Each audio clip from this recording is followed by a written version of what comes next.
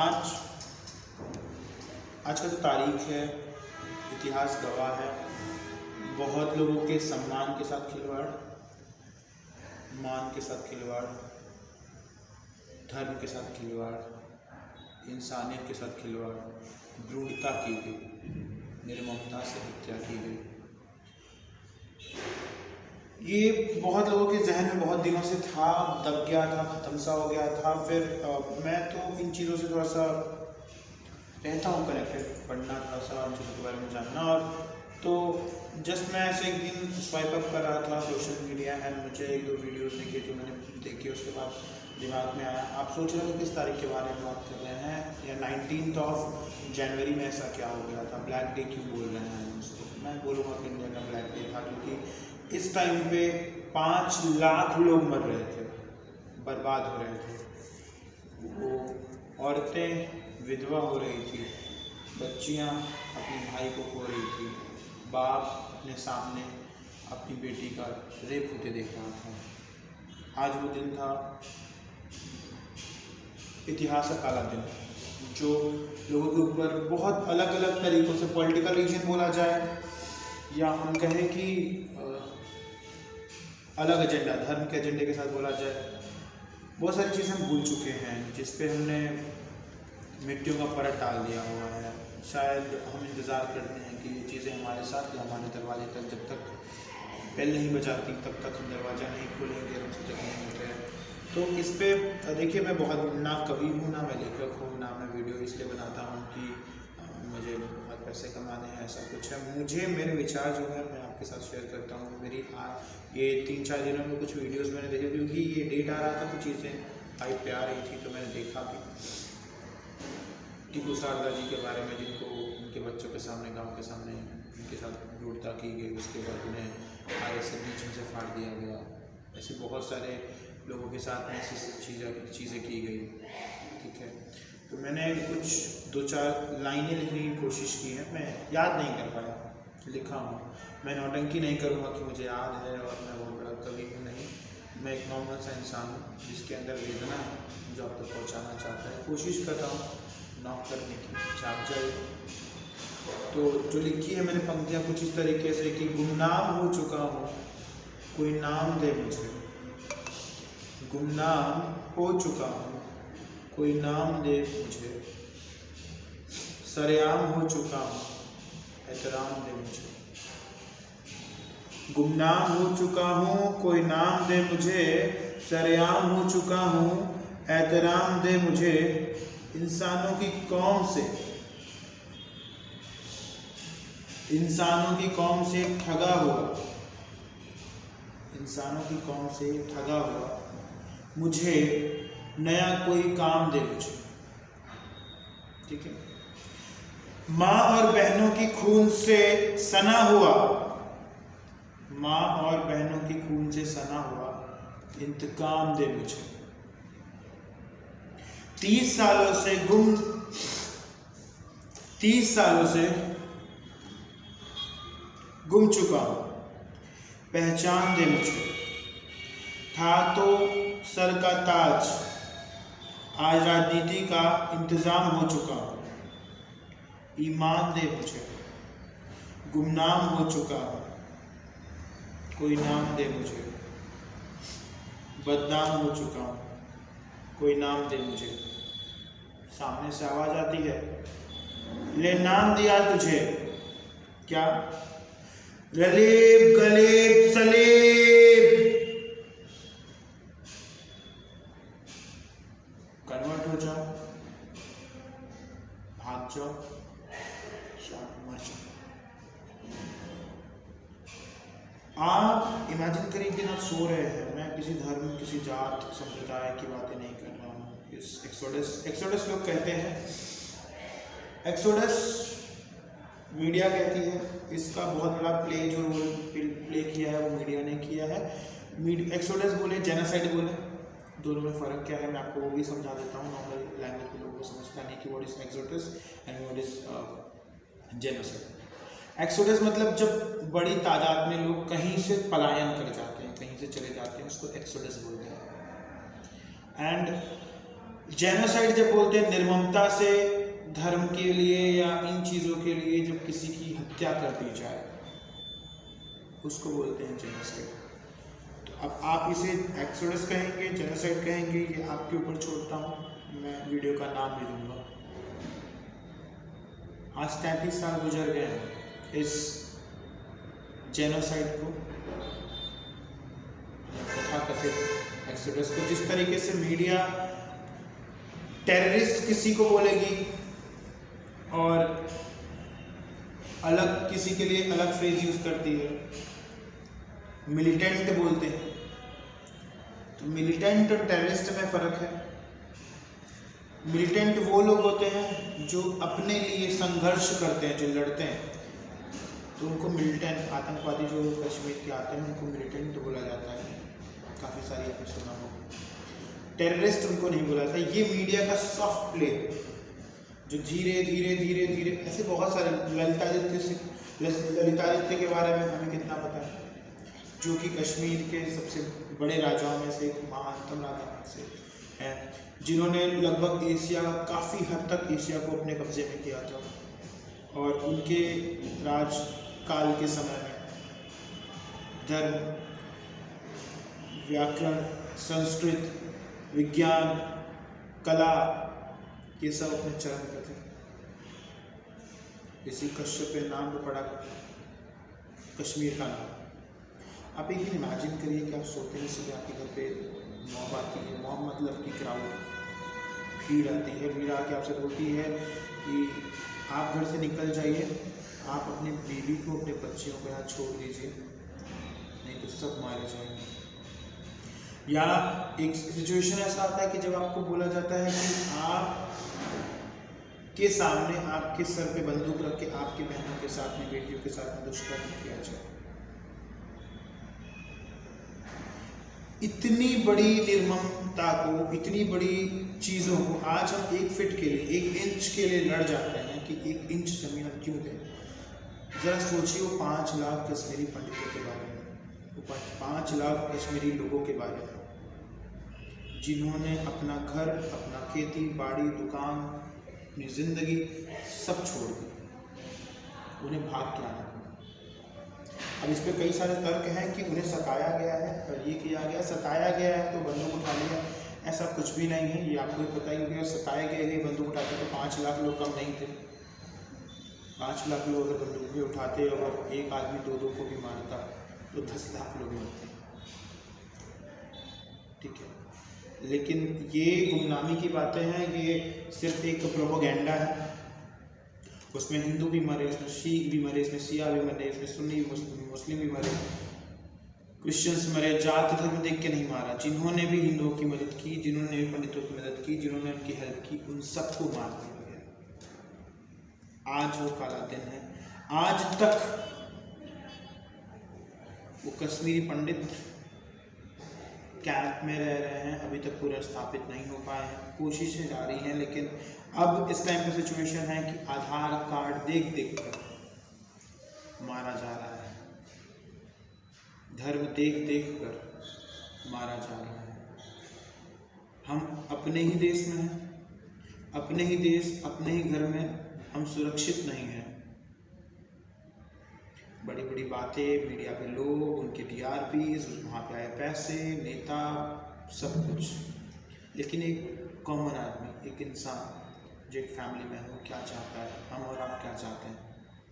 हमारी आपकी सोच क्या है कि जब मैं घर पे आऊँ, घर पे सब शांति हो, 2 रुपये सुकून की कमाओ, सुकून की रोटी खाओ, कम कमाओ लेकिन इज्जत आपको बची रहे।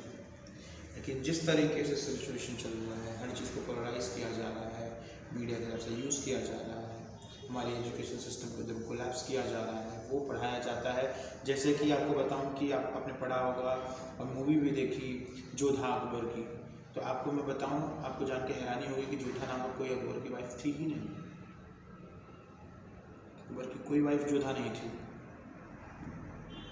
ऐसे आर्टिकल्स हैं, ऐसे बुक्स हैं, ऐसे अकबर के दरबारियों की लिखी हुई बुक्स हैं, किताबें हैं, तो पेपर्स हैं, बहुत सारे डॉक्यूमेंट्स हैं जो मैं आपके साथ शेयर कर सकता हूँ अगर आप चाहें तो। ऐसे ही तमाम सारी चीज़ें हैं जो कि अलग तरीके से दिखाई बताई सुनाई गई हैं और हम वही जान के वही चीज़ें समझ के पीट पीट के मानते चले आ रहे हैं। लेकिन अब मैं बहुत ज़्यादा द्रवित था, काफ़ी सारी चीज़ें लिखने की कोशिश किया। बहुत अच्छा लेखक नहीं हूँ मैं दावा भी नहीं करता कि मैं बहुत कुछ सीख पाया हूँ, या मतलब मैं अपनी भावनाओं को अपने शब्दों में पिरोने की कोशिश किया। जितना ही मेरे सामने आया मैंने कोशिश किया। 1-2 लाइनें मैंने और लिखी हैं, अगर आपको पसंद आए, उम्मीद करता हूँ पसंद आएगा। और ये जो लाइनें मैंने लिखी हैं ये मैंने कुछ सोच के लिखी हैं। अपने आप को ये लाइनें जब आप सुनिएगा पढ़िएगा तो अपने आप को उनकी जगह, वो कश्मीरी पंडितों की जगह रख के देखिएगा कि एक रात है जब आपके घर पे आपके लोग मॉब आती है और नारा देती है क्या,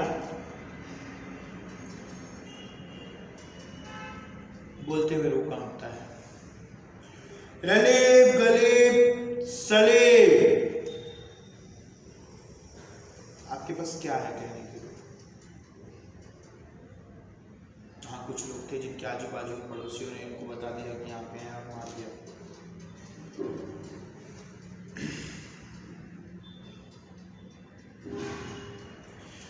तो उनकी तरफ से मैं मीडिया हाउसेस, मैं पत्रकारों, मैं पॉलिटिकल लीडर्स को कुछ चीज़ें कहना चाहता हूँ उनके शब्दों में। अगर आप तक मेरी बातें पहुँच रही हैं तो प्लीज़ देखिएगा।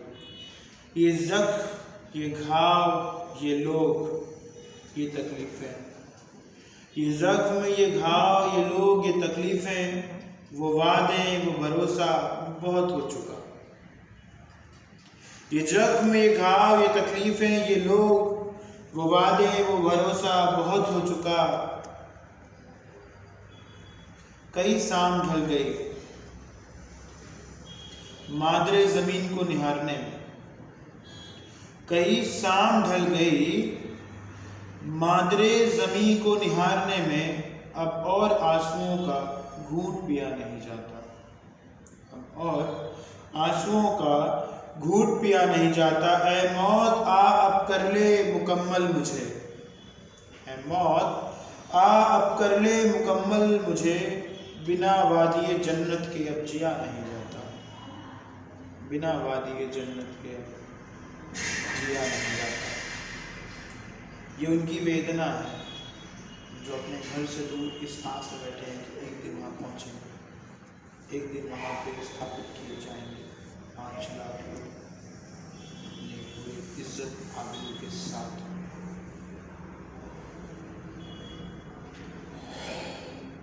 जिन्हें गुलकंद समझ बैठा वो तो मुंह के छाले, जिन्हें गुलकंद समझ बैठा वो तो मुंह के छाले हैं। सही कहा जनाब आपने, हम ही ने कई आस्तीन के सांप पाले हैं। सही कहा जनाब आपने, हम ही ने कई आस्तीन के सांप पाले हैं। उसके पहले के जम्मू कश्मीर जेनोसाइड के पहले का बहुत सारी वाक्यान है जिसके बारे में वर्ल्ड जानता है, लेकिन वहाँ के बारे में नहीं। वहाँ पे मुख्यमंत्री साहब बैठे रहे, उन्हें सारी चीज़ें पता रही, उन्होंने एक्शन नहीं लिया।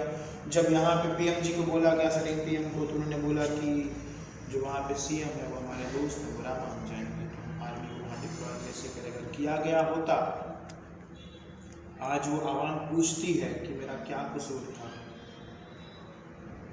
क्या जवाब देंगे? अगर आपके घर में एक बच्चे को एक चोट लग जाती है, एक घाव लग जाता है, आप तकलीफ से घाव होते हैं, सोचिए उसका हैवानों ने हैवानियत की दरिंदगी बरपाई हो गई थी। तो उसको मैं कुछ इस तरीके से कहूँगा कि दर्द हो रहा है, कराहूँ कैसे? दर्द हो रहा है, कराहूँ कैसे? चोट अपनों से लगी है, बताऊं कैसे?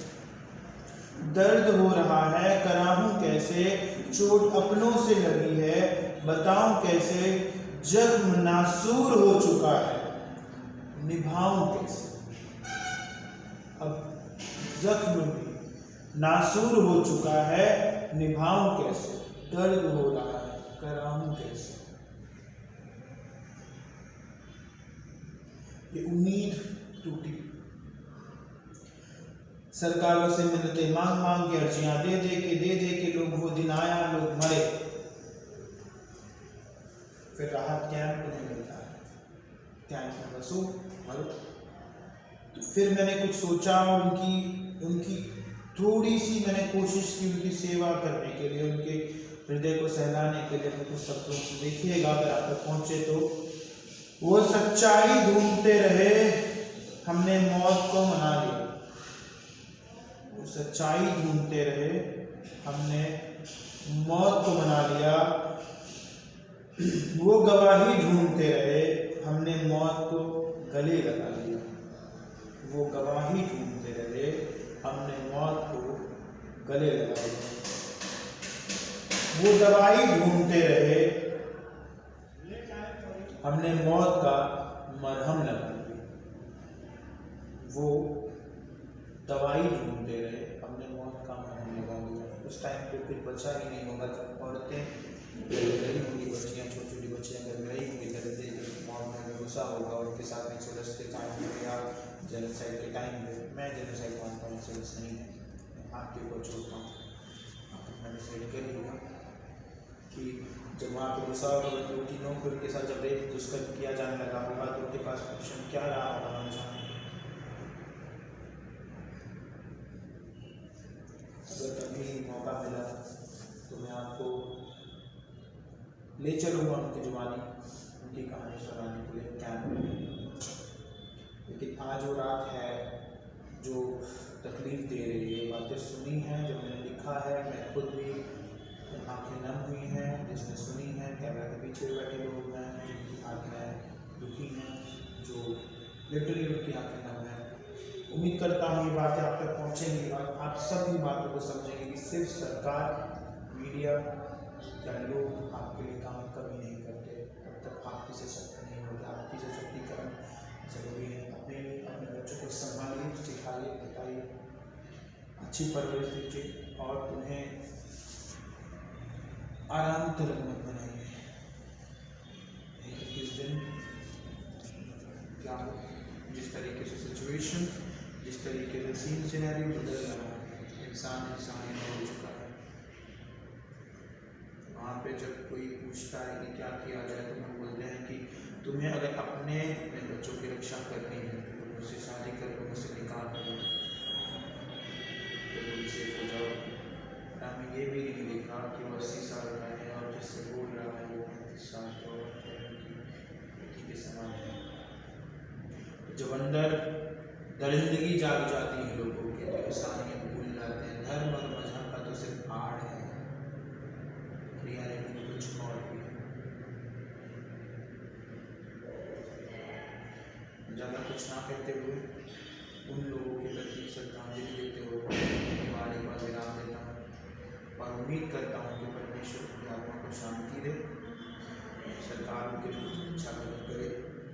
अगर मुझसे कुछ हो पाया आज इस वीडियो के माध्यम से मैं आपसे वादा करता हूँ।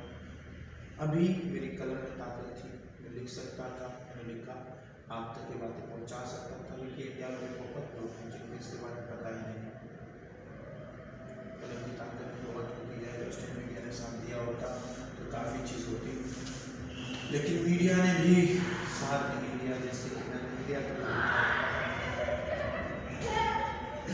उसने कहा बहादुर हूँ मैंने झट से कलम सामने रख दिया। ठीक है, ये बनना है मीडिया के लेवल। मीडिया पे इस टाइम पे 8-9 मीडिया कर्मी भी मारे गए थे, कोई प्रोटेक्शन नहीं दिया गया था। मौजूदा सरकार ने क्या किया क्या नहीं, अब वो विषय नहीं रहा क्योंकि वो पुरानी बातें हो चुकी हैं। लेकिन हाँ, ये बातें 40 साल को तो पता चले, लोग सज्जन हों, स्वावलंबी हो, मेरी यही कामना है। बाकी मुझसे जो हो सकेगा आज वीडियो के माध्यम से, कभी जिस लाइफ में मेरा तो परमात्मा जिस लाइफ में बनाया मुझे, मैं पूरी कोशिश करूँगा कि लोगों की मदद कर सकूँ। तब तक के लिए